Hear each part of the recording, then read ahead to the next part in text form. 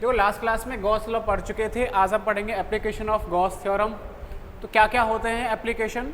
Mainly हम 3 तरीके के एप्लीकेशन करने वाले हैं। इसके कौन कौन से हैं? पहला हम करेंगे, कोई हमारे पास में इनफाइनाइट लॉन्ग वायर होगा जिस पे चार्ज है, उसके कारण किसी डिस्टेंस पे एक पॉइंट रखा हुआ होगा, वहाँ पे हमें निकालनी है इलेक्ट्रिक फील्ड इंटेंसिटी कितनी होगी, है ना। तो किसी लॉन्ग वायर के कारण इलेक्ट्रिक फील्ड इंटेंसिटी हमें निकालनी है with the help of Gauss law, ठीक है। दूसरा हम करेंगे कि हमारे पास कोई इनफाइनाइट शीट होगी, शीट जो होती है चार्ज शीट होगी, उसके कारण हम इलेक्ट्रिक फील्ड इंटेंसिटी निकालेंगे। और तीसरा इसका एप्लीकेशन होता है कि कोई स्फेरिकल शेल होता है, स्फेरिकल शेल के कारण भी इलेक्ट्रिक फील्ड इंटेंसिटी निकालेंगे।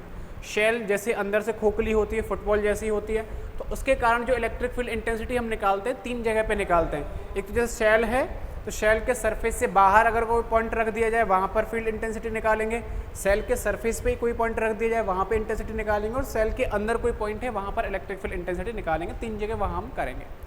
तो 1 बाय 1 करते हैं इन्हें। तो हमारा पहला है electric field due to an infinitely long straight uniformly charged wire.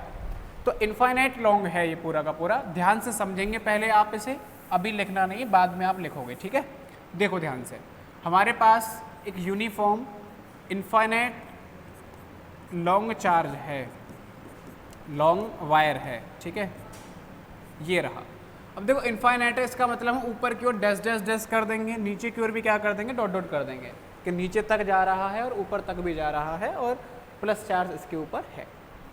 अब इसके कारण हमें आर डिस्टेंस पे, कितनी डिस्टेंस पे, आर डिस्टेंस पे कोई पॉइंट यहाँ पे रखा हुआ है, और इस पॉइंट पे हमें इलेक्ट्रिक फील्ड इंटेंसिटी निकालनी है कि इस पूरे पर कितनी इंटेंसिटी रही होगी। और किसकी हेल्प से निकालनी है? गॉस लॉ के हेल्प से निकालना है। अगर गॉस लॉ की हेल्प से हमें निकालना है तो गॉस लॉ, सबसे पहला पॉइंट यही होता था कि गॉस लॉ कहाँ पर एप्लीकेबल होता था? जहाँ पर क्लोज्ड सरफेस होता था। तो सबसे पहले हमें क्लोज सरफेस को सेलेक्ट करना पड़ेगा। तो जो वायर है इसको हमने किसी क्लोज सरफेस में बंद करना पड़ेगा, तभी हम गॉस लॉ अप्लाई कर सकते हैं।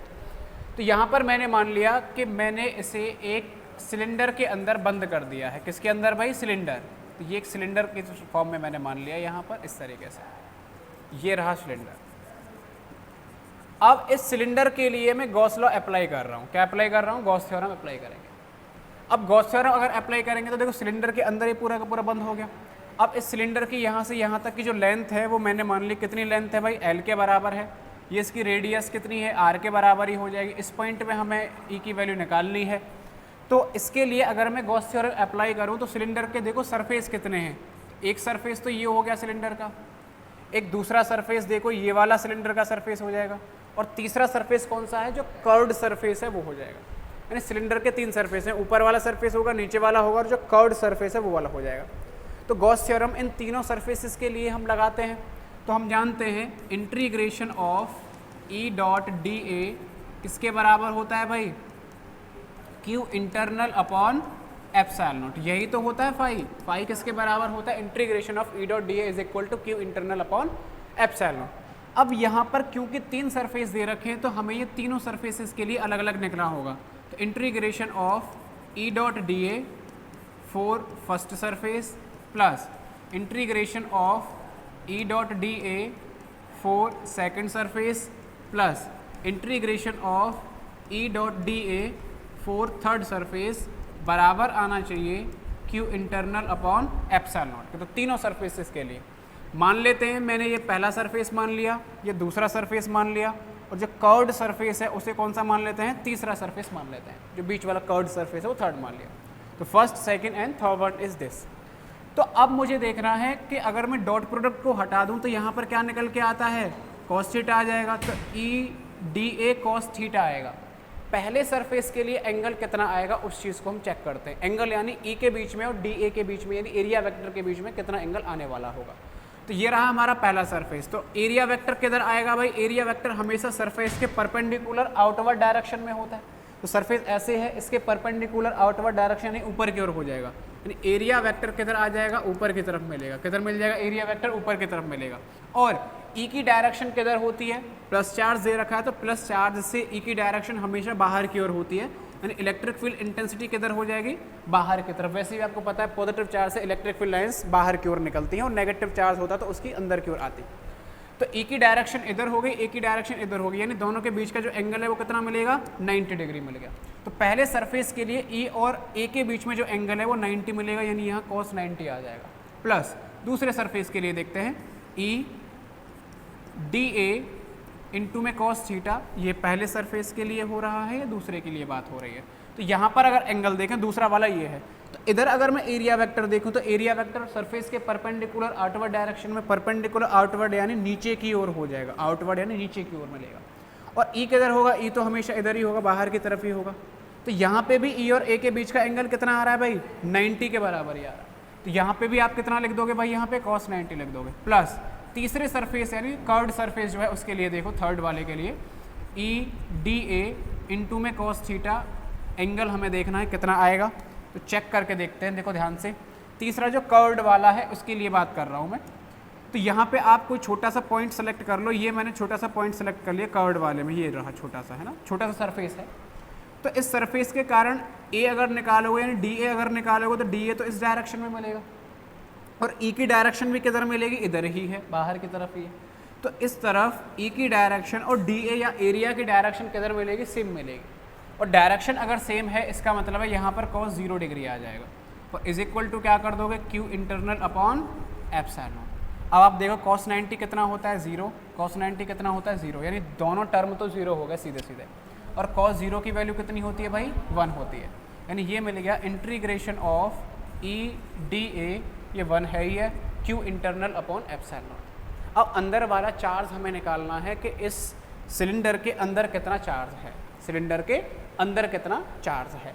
तो सिलेंडर के अंदर कितना चार्ज है अगर वो हमें निकालना है तो कैसे निकालते हैं भाई, देखो हमें एक फॉर्मूला पता है, लैम्डा किसके बराबर होता है भाई, Q अपॉन L।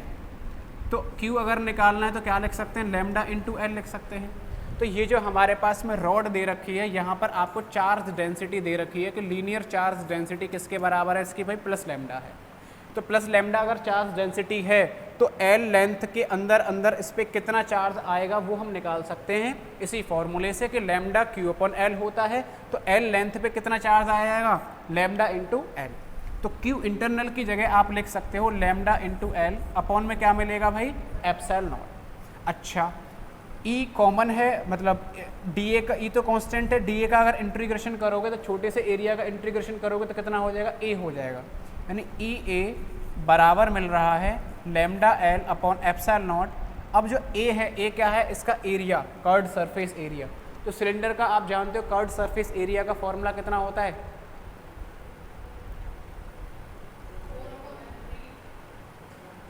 बताओ, सिलेंडर का curved surface area 2 pi R H. तो क्या होता है 2 पाई आर एच, एच यानी हाइट, यहाँ एच की जगह क्या है, एल है।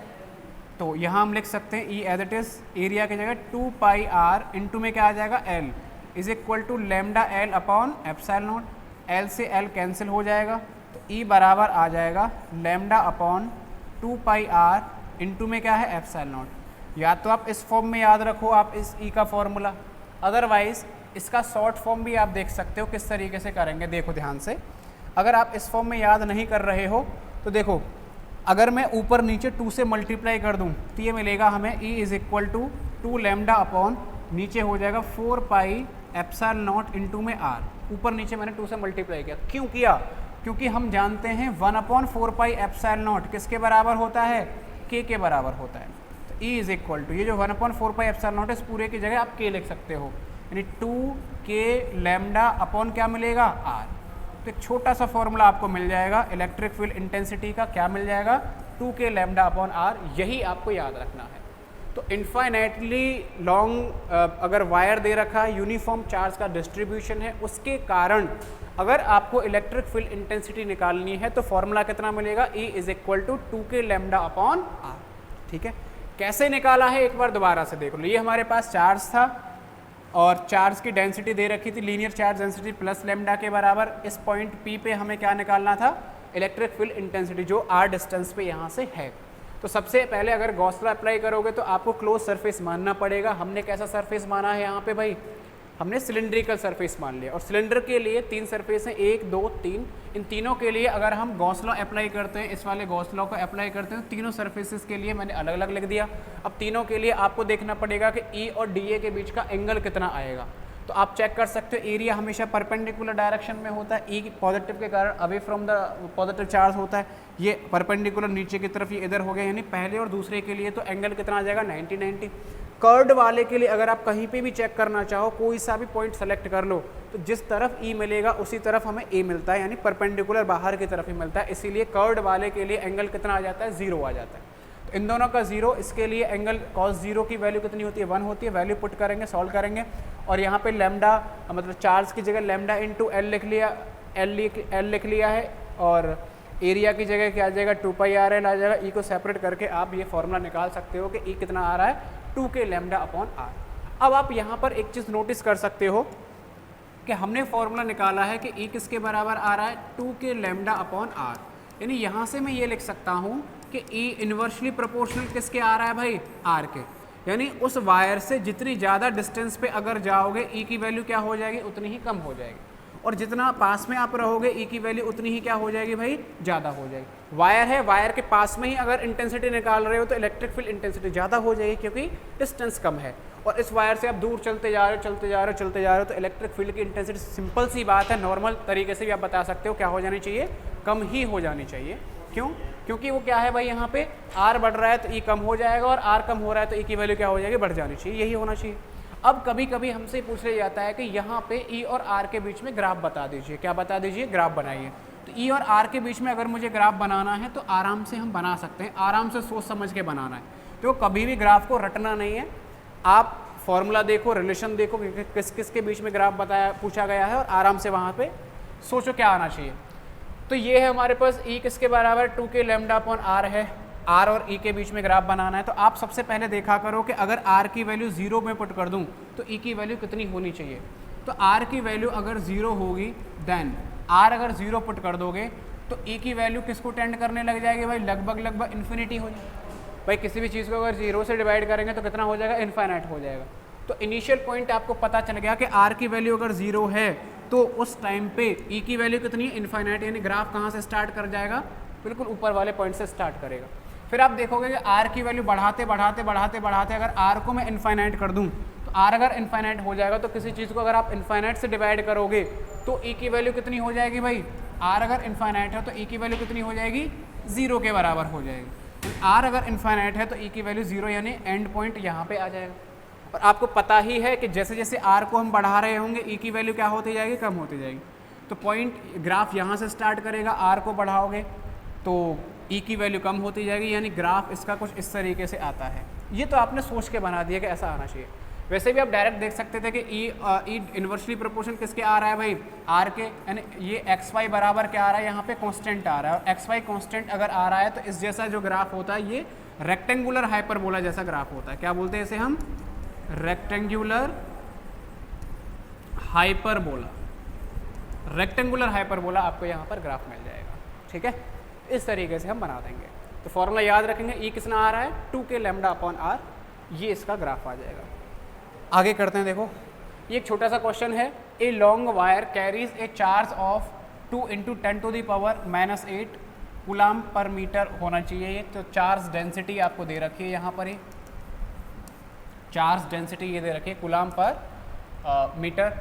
Find the electric field at a distance of 0.2 metre, ये हमें पूछा गया है। तो इलेक्ट्रिक फील्ड इंटेंसिटी पूछा है, तो ई की वैल्यू कितनी होती है, अभी हमने निकाला है 2k लैम्डा अपॉन कितना होता है भाई, आर होता है। आप देख लो क्या दिया है, चार्ज डेंसिटी यानी लैम्डा बराबर है 2 × 10⁻⁻8 कूलाम पर मीटर, और डिस्टेंस कितनी दे रखी है, डिस्टेंस यानी आर की वैल्यू दे दी है 0.2 मीटर के बराबर।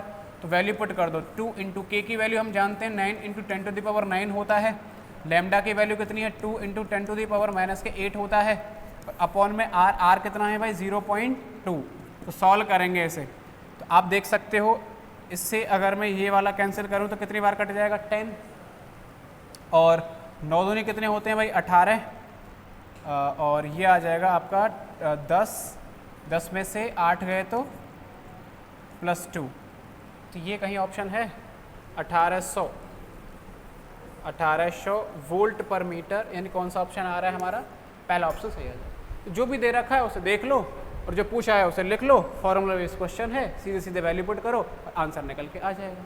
ठीक है, तो ये था।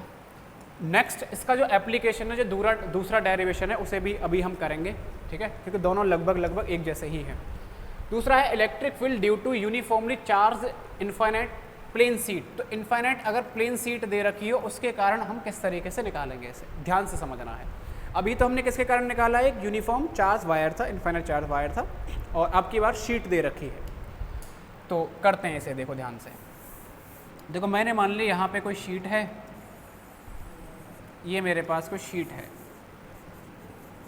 इस तरीके से मैंने शीट को बना लिया और इस पे पॉजिटिव चार्ज, इस तरीके से चार्ज का डिस्ट्रीब्यूशन है। हो सकता है नेगेटिव चार्ज हो सकता है पॉजिटिव चार्ज हो, इस तरीके से चार्ज का मैंने डिस्ट्रीब्यूशन कर दिया है। ठीक है, यूनिफॉर्मली चार्ज डिस्ट्रीब्यूशन है। तो आपको दे दिया है कि यहाँ पे प्लस सिग्मा है, क्योंकि सरफेस चार्ज डेंसिटी आपको दे रखी होगी। अब इसके कारण आपको अगर निकालना है तो कैसे करेंगे, देखो फिर से आपको एक क्लोज सरफेस मानना पड़ेगा जिसमें आपको पूरा बंद करना पड़ेगा। तो हम यहाँ पे भी सिलेंडर ही मानेंगे और सिलेंडर को कुछ इस तरीके से मानेंगे आपके, कि इसे है ना ऐसा समझना कि जैसे कोई हमारे पास में शीट ऐसे करके दे रखी है। जो शीट मैंने बनाई है आप इसे इस तरीके से मान लें कि शीट कैसे रखी हुई है, इस तरीके से रखी है ऐसे करके। ठीक है, इस पे चार्ज का डिस्ट्रीब्यूशन है, शीट ऐसे रखी है, और आप सिलेंडर ऐसे मानोगे कि इधर से सिलेंडर मान लिया और इधर से सिलेंडर मान लिया, ऐसे करके आर पार सिलेंडर हमें लेना है। तो सिलेंडर इस शीट के ऐसे करके परपेंडिकुलर डायरेक्शन में आप मानोगे। तो अगर आप भाई ये 3D को 2D में बना रहे हो तो ऐसे करके अगर बना रहे हो तो बाहर से तो आपको केवल लाइन जैसा नज़र आएगा, इसीलिए हमने टेढ़ा सा करके बना दिया है। आप इस शीट को हमेशा ऐसा मानोगे ऐसे रखी हुई है, और जो हमारा सिलेंडर है उसे आर पार ऐसे करके मानोगे। ठीक है, तो करते हैं, देखो इसे ध्यान से देखना।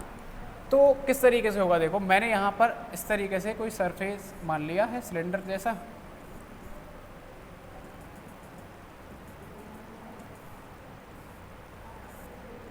ये मैंने सिलेंडर मान लिया,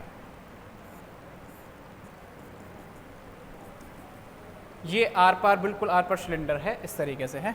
तो इस सीट का ये छोटा सा पार्ट इस सिलेंडर के अंदर आ रहा होगा, ये जो छोटा सा पार्ट है ये पार्ट इस सिलेंडर के अंदर आ रहा होगा।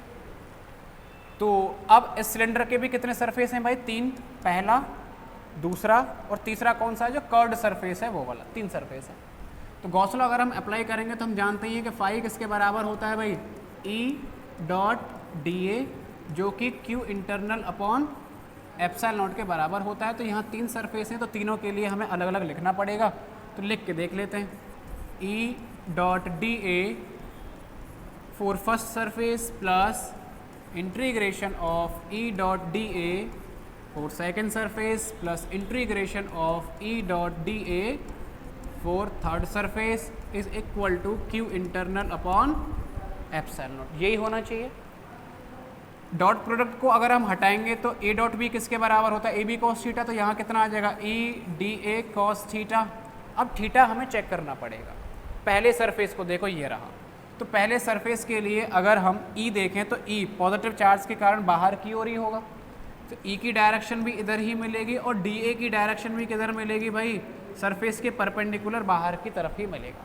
यानी यहाँ पर एंगल कितना आ जाएगा, cos 0 आ जाएगा। प्लस दूसरे सरफेस के लिए देखो, this is for first surface, this is for second surface.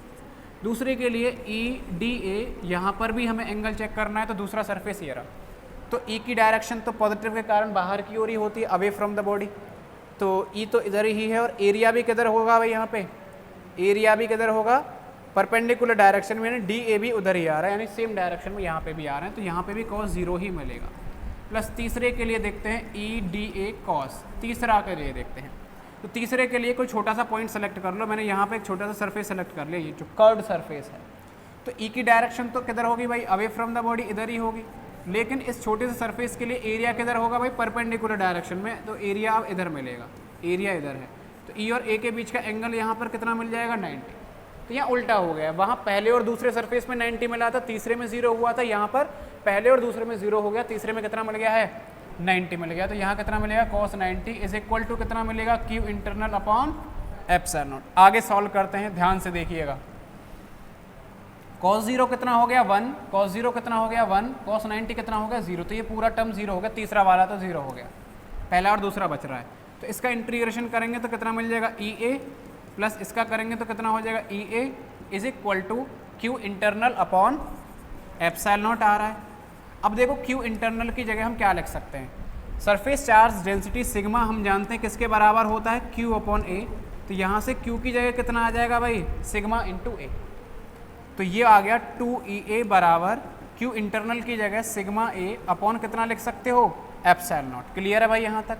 आप देख पा रहे होंगे ए से ए कैंसिल हो रहा है, हमें क्या निकालना था, ई कितना आ जाएगा, सिग्मा अपॉन 2 एप्सिलॉन नॉट। कितना आ गया, E is equal to sigma upon 2 epsilon naught. तो यही इसका फॉर्मूला होता है।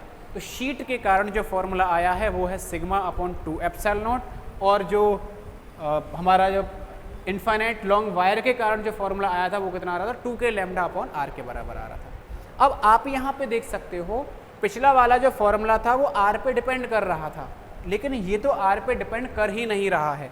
यानी यहाँ पे आप ये लिख सकते हो कि जो ई है वो किसके बराबर आया, सिग्मा अपॉन 2 एप्सिलॉन नॉट के बराबर आया है। यानी यहाँ पे ई आर पे डिपेंड नहीं कर रहा है, यानी ई डायरेक्टली प्रोपोर्शनल आर की पावर 0 लिख सकते हो। यहाँ पे ई की वैल्यू आर पर डिपेंड नहीं कर रही है। यानी शीट अगर इनफाइनाइट है तो कोई पॉइंट पास में हो चाहे दूर हो, कहीं पे भी पॉइंट रखा हुआ हो, ई की वैल्यू हर जगह सेम ही रहेगी। कितनी रहेगी, सिग्मा अपॉन 2 एप्सिलॉन नॉट के बराबर ही रहेगी। अगर प्लस में दे रखी है तो प्लस आ जाएगी, माइनस में दे रखी है तो माइनस आ जाएगी। इस तरीके से आप देख ही सकते हो। यहाँ पे अगर आपको बोल दिया जाए कि इसके लिए हमें तो भाई ई और आर के बीच में ग्राफ बनाना है, तो आर की वैल्यू आप कितना भी चेंज कर लीजिए, ई पे कोई फर्क नहीं पड़ेगा, जितना ई है वो उतना ही रहेगा। आर 0 हो चाहे इन्फाइनाइट हो, कोई भी हो, ई का ग्राफ कैसा मिलेगा, कांस्टेंट। और इस ई की वैल्यू मिलेगी कितनी, सिग्मा अपॉन 2 एप्सिलॉन नॉट मिल जाएगा। यानी यहाँ पर जो ग्राफ मिलेगा वो एक कांस्टेंट ग्राफ मिलेगा, कुछ इस तरीके से ग्राफ आ जाता है। ठीक है, तो इस तरीके से हम कर सकते हैं पूरा का पूरा यहाँ पे। ठीक है, तो हमने दोनों डेरिवेशंस देख लिए हैं, इन्फाइनाइट लॉन्ग चार्ज शीट के कारण भी और लॉन्ग वायर के कारण भी देख लिया है। दोनों फॉर्मूले याद रखने हैं। न्यूमेरिकल्स हम अगली क्लास में ट्राई करेंगे ही, और अगली क्लास में जो एक बचा हुआ जो हमारा डेरिवेशन है वो भी कर लेंगे। ठीक है, तो अभी आप इन्हें नोट कर लीजिए पूरा। तो कहाँ से किया है हमने वो देख लो आप। ठीक है, यहाँ से है, नोट कर लीजिए।